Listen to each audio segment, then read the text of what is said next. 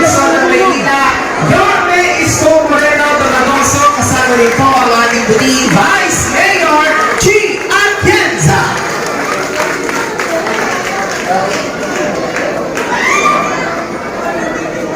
At sa mga pagkakataon po ito upang bumati po sa atin, tawagin po natin ang ating pong minamahal na pangsihal ng ating pong kapitbahay, Councilor Tol Sartal. Hello! Magandang mga kapitbahay ko. Nandito lang po kami ng isang araw, nakausap na lang namin kayo. And tulad po ng ipinangako ng ating minamahal po na Yorme and Vice Chief, sabi po namin babalik kami dito na Lunes. Tama rin yung Chairman G. At sa mga pagkakataon po ito, mga minamahal po namin, taga-barangay 375 at 378, palakpakan po natin ang ama ng Luzon ng Maynila, Yorme Isko Moreno Donagoso. Sexy na host. Magandang araw sa inyo. Medyo maliwalas na ang mukha niyo. Anyway, katulad na nasabi ni Tol at ni Chi, nakagawa tayo ng paraan. May nakasabay pa kayo. Yung Sampalo at saka Tondo. So, araruhin ko ngayong magapon ito, District 3 o sa Kawan. Lahat tinanda ko kaninang umaga. At kanina, nakapag-withdraw na. At ngayon, at least makakamit nyo na yung tulong ng siyudad ng Maynila. Pero, gusto ko dito ko na rin sabihin,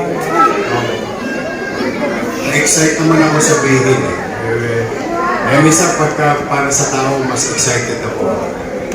Gusto ko lang ipabatid sa inyo. Last week, minayos ko basura. At yun, hanggat maaari, makaalpas tayo sa garbage crisis. Mukhang bumubuti na. Mukhang umaayos na. Mukhang nag-normalize na. May mga tambak pa ba? Kaya, ang susunod kayo naman.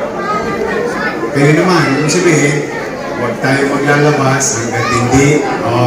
Sasabihin naman sa inyo ng barangay. Tingin ko, within the week, normal na ulit ang koleksyon. So, yun ang goal ko eh. Gusto ko mabilis agad na resulta. Pero, hindi yun. Kaninang umaga, meron kaming what you call regular monthly, regular weekly meeting.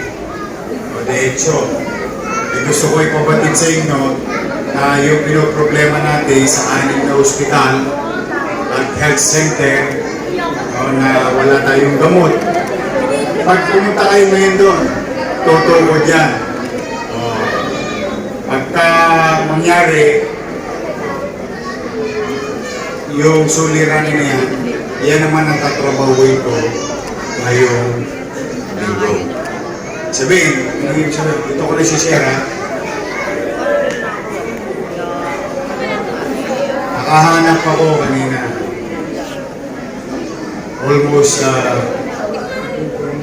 ang total na kakailanganin ng 6 na ospital at mahigit na 40 health center is about 250 million.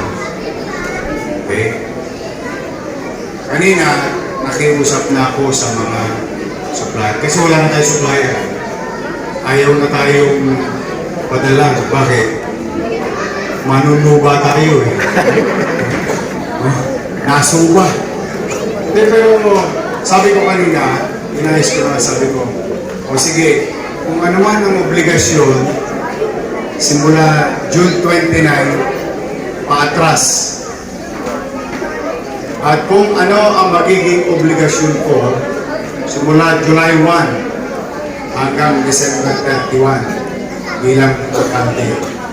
Sabi ko, pwede ba makisuyo?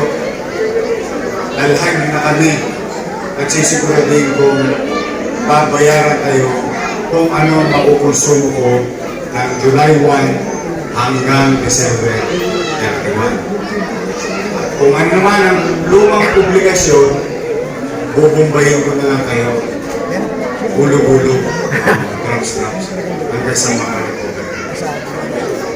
Ngayon, siguro, bigay nyo na lang ako ng isang araw o dalawa, magdidesisyon na sila kung babalik ba ang supplier.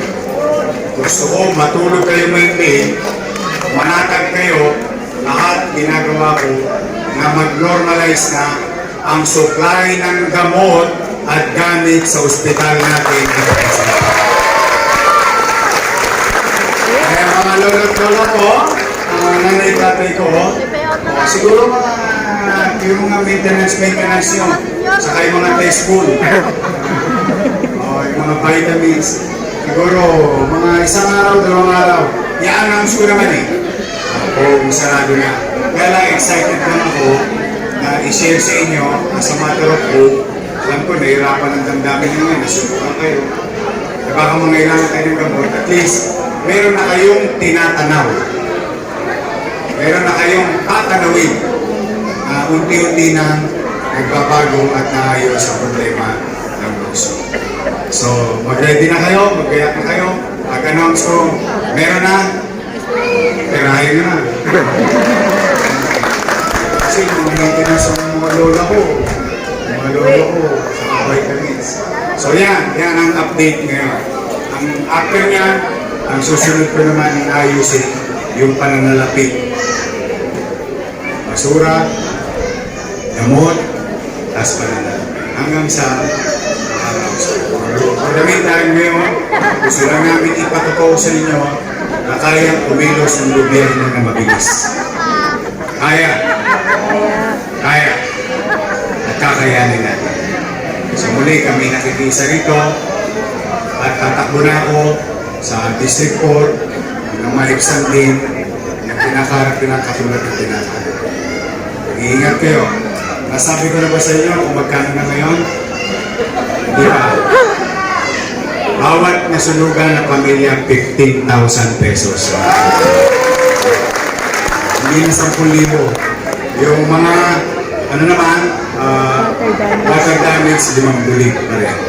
In case, kahit water damage ka, may mga bulig ka man naman. Susunugan, 15. Nilakihan ko na, kasi pag 10,000 pa rin, yung mahala ng yero. Ang mahala ng 2x2. Buti sana kung may papaluin ka sa ulo, okay lang. Then, nagpapamahal ng mga bilihin. Gusto ko naman, itaas din para mas marami din. Okay, mga pag-asa ha? May gobyerno na sa lungsod ng so, dali, maraming salamat. Step na ako. Bahala na sila. Andiyan na yung chape, no? Ready na. Alam niyo naman, pag sa amin, mabilis eh. I love you too. May asin pa yun ha. Mag-iingat kayo. I love you. Nawa ang Diyos. Maria. God bless. Thank you. Maraming salamat po.